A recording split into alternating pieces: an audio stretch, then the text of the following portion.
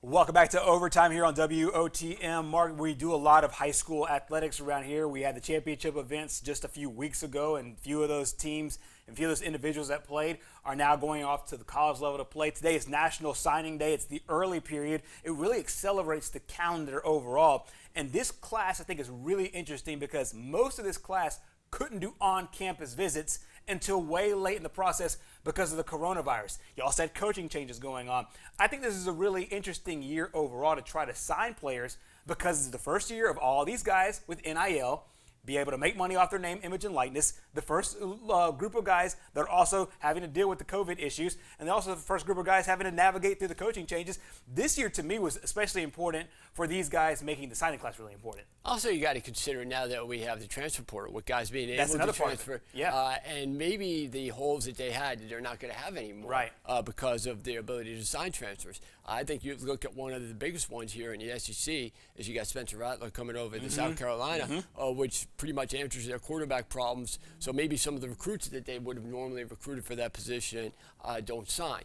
And then you have other things with the NIL, like Texas, and them saying, okay, well, we'll give our offensive linemen this amount of money. Right. So there's a lot of other things now that go into play that went into play before, which I think we know went on, but is not now legal. Exactly. It's now kind of all above the board. Meanwhile, a big day today for in-state prospects. We'll take you over to Thompson High School. This video brought to you by our good friends at TV23 over in Tuscaloosa. The Thompson Warriors today signing a bevy of college players, a couple of guys going to Alabama. You might remember this guy, played at Oxford High School, Traquan Fagans. He signed with the Crimson Tide. He was a Miami recruit for the longest time, and then he was flipped to Alabama. Did so in large part because of his teammate, Jeremiah Alexander, the linebacker, one of the top prospects in the nation.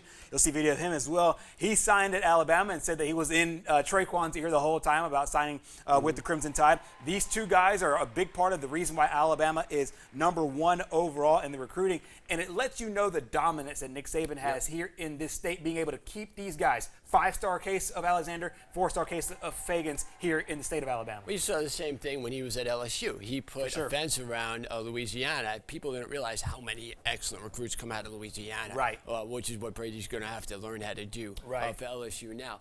But that's what you want to see. In the state of Alabama, you want to see him go to Alabama or to Auburn, really represent the state. And I think that having them at University of Alabama, they get to follow the tradition and they get to maybe set their own tradition. And just to see the look on the faces of these kids. When you go around here and you talk to people and you have conversations, there are people whose just faces light up when they talk about Auburn and Alabama. That's a totally different experience for me, not being from here.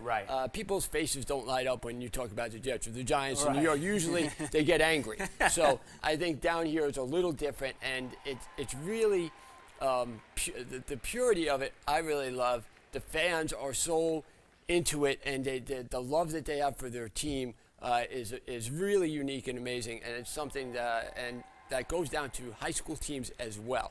So to see all those kids, man, look at that number of people there that were there ready to sign for college. I mean, just can't say enough to Thompson, who's one of the better programs we got in the state and the nation. Exactly. They end off their high school careers with state championship rings, and they'll start they'll enroll early, graduate high school early, and then go play at the University of Alabama coming up in January for bowl practice as they get ready for maybe a national championship game trip there.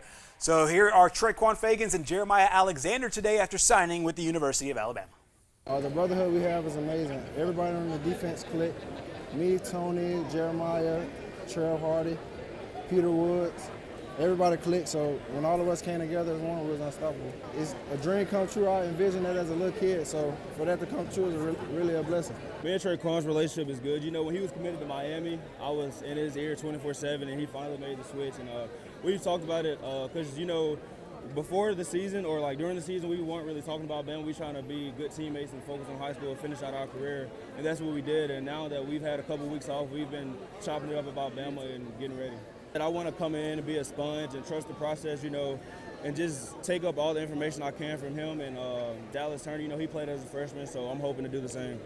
Alabama looking to sign the #1 class in the country, and some of the guys you see on your screen will be part of the reason why. You talked about how Alabama has done a really good job recruiting in the state of Alabama. You look at a 5-star guy, Jeremiah Alexander, who you just heard from. Also, Emmanuel Henderson, running back from Geneva County High School, a 5-star player. Also got a 4-star player. At 2 receivers from the state of Louisiana, 4-star guys, Shaz Preston and Aaron Anderson, and then a bunch of other guys from the state of Alabama. Curtis Perry, who just won a state championship with Pike Road High School, a 4-star prospect. Traquan Fagans, who you just heard from Thompson. And just down the road here from our TV24 studios, Antonio Kite, who's probably the best basketball player in the state of Alabama. Also a 4-star prospect, a guy that you've seen on the field a few times. This is a really dynamic class here for Nick Saban. Yeah, and I think when you look at the class they had last year, and Ian Jackson and Berkshire, some of the defensive guys that they brought in last year, they're going to be sophomores now. We expected their defense to be lights out this year. Each year they recruit massive athletes and guys that are fast, guys that are smart, guys that understand how to give up and wait their turn also and learn from the older players. It's part of the tradition here at Alabama. The defense that they're going to have next year and the year after is going to be really scary. Exactly. Let's go to the team rankings. This is according to ESPN and the top 300 recruits signed by these individual colleges. Alabama, 17 players in the top 300. It's unreal. 11 of those guys in the top 100. It just lets you know that you take an NIL and all that, the cream is still rising to the top, but there are some surprises. Missouri, a top 10 team. Absolutely. North Carolina doing really well as well. Yep, North Carolina at number 9 to have 300 recruits for an ACC school. That's not Clemson. Really big. Then you look at the Big Ten kind of trying to return to prominence.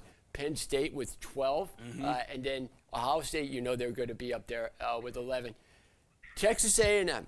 Can they compete with Alabama for the West? It's now time for Jimbo Fisher. He's been here a couple of years, going, 5-3 now and losing by 30 to Alabama. They beat them last year. They weren't able to beat the other teams because maybe, obviously their quarterback got hurt, but they were good enough to beat Alabama.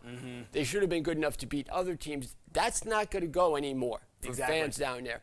You bring in a good recruiting class. You have now 2 or 3 very good recruiting classes. Jimbo Fisher has to win. If not next year, the year after, or he's going to be gone. Exactly. Let's take a look at the SEC standings. I mean, obviously, without much surprise, this is according to the SEC network. Alabama's number 1. Georgia is number 2, still battling for that top spot. Texas A&M is 3rd, right up there. And you see all the teams in the SEC, 13 teams in the top 35 and 10 of them in the top 25. But what about Kentucky, Missouri, South Carolina, 3 teams from the East, which generally they're all second-rate teams, okay? You have Georgia, you have Florida, and then everyone else. Exactly. So, Missouri, Kentucky's been better at kind of clawing their way to the top. It'd be nice to see Tennessee kind of in there because everyone thinks of Tennessee as like maybe that 3rd team. But it's wide open. Kentucky now is that 3rd team. South Carolina with Spencer Rattler could easily make their way to compete with Florida. I don't know. See, Georgia every year, Georgia's just got to worry about the mental health and being able to finally get over that hump and beat Alabama because they can beat everyone else. So the other teams, meanwhile, though, Florida, South Carolina, Missouri, Kentucky, Vanderbilt, who knows? But, Tennessee, can they be consistently good enough to break into the top of that division? Exactly. We'll find out how it all shakes out, but it's been a really, really interesting National Signing Day. And, of course, we'll have another one the first Wednesday coming up in February. Coming up next here on Overtime, we'll talk a little NFL football.